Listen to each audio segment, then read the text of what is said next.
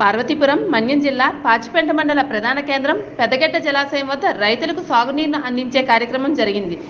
గిరిజన సంక్షేమ శాఖ మరియు స్త్రీ శిశు సంక్షేమ శాఖ మంత్రి గుమ్మడి సంధ్యారాణి ముఖ్య అతిథిగా హాజరై 29 పంచాయతీలకు సంబంధించిన నాయకులు కార్యకర్తలు హర్షధ్వానాల మధ్య గురువారం సాగునీరును విడుదల చేశారు.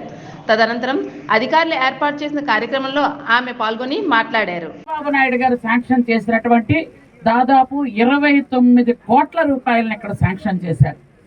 శాంక్షన్ చేస్తే దాన్ని కనీసం పనులు కూడా ప్రారంభించకుండానే ఇంచుమించు ఆగిపోతారనుకున్నాం.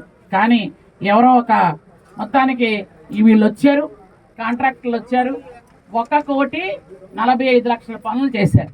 చేసిన తర్వాత వాళ్ళకి బిల్లులు ఇవ్వలేదు, వాళ్ళు మానేశారు. అది ఈ గత ప్రభుత్వం తాలూకా నిర్వాహకం. అంటే ఈ జైకా నిధులు దాదాపు 200 కోట్ల రూపాయలు పెద్దగడ్డ, వెంగళరాయ సాగరు, ఆంధ్ర ప్రాజెక్టు, తోటపల్లి, జంజావతి, పూర్ణపాడు లాబేసు ఇట్లాంటి ప్రాజెక్టులు మన జిల్లాలో ఉన్నటువంటి అన్ని ప్రాజెక్టులకి డబ్బులు పంపిస్తే ఆ 200 కోట్లు వేరే దానికి మళ్లించి భోంచేసేశారు. భోంచేయడం వాళ్ళకి బాగా అలవాటు కదా, ఆ భోజనం అయిపోయింది. అందువల్ల ఇవి కేవలం 10% పనులే జరిగాయి. ఆ 10% పనులకు కూడా బిల్లులు ఇవ్వక ఆ గుత్తేదారులు పనిచేయక అలా ఉండిపోయింది.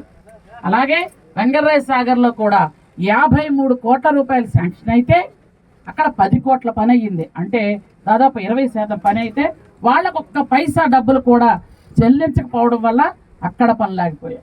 అంటే మనం పూర్తి స్థాయిలో చంద్రబాబు నాయుడు గారు జైకా నిధులతో ఈ ప్రాజెక్టులన్నీ బాగు చేసుకొని టైలెండ్ దాకా అందరు రైతులకి నీళ్ళు ఇవ్వాలని ఒక మంచి సదుద్దేశంతో శాంక్షన్ చేస్తే వీళ్ళు ఆ డబ్బుల్ని వేరే దానికి ఖర్చు పెట్టి ఇక్కడ ఉన్నటువంటి కాంట్రాక్ట్లు కానీ అధికారులకు కానీ డబ్బులు ఇవ్వకపోతే ఏ విధంగా పనులు స్టార్ట్ చేస్తారు, ఏ విధంగా కాలువల్లో నీళ్ళు వదులుతారు, ఏ విధంగా చివరి రైతు వరకు నీళ్ళు వస్తాయి ఆలోచించండి.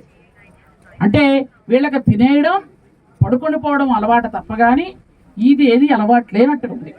మీరు గత 5 సంవత్సరాల్లో ఎక్కడైనా సిల్ట్ క్లియర్ చేయడం కానీ, జంగిల్ క్లియర్ చేయడం కానీ, దానికి నిధులు రావడం కానీ మీరు ఎక్కడైనా చూసారు? రైతులు ఎంతమంది ఉన్నారు?